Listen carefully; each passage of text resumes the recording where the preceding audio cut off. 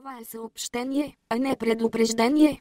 То е насочено към всички правителства, които изискаха задържанието на членове на Anonymous. Те ни обявиха за терористи чрез медиите, а ние следваме интереса на гражданите и показваме истини, които малко хора подозират. Настояваме да бъдат освободени гражданите, след масивната акция на Интерпол срещу Anonymous, преди дни. Ако това не се случи, вчерашната атака срещу Интерпол е само начало от предстоящата серия. Ние не сме терористи. Ние не действаме за собствена кауза. Ние действаме за общата кауза на всички хора.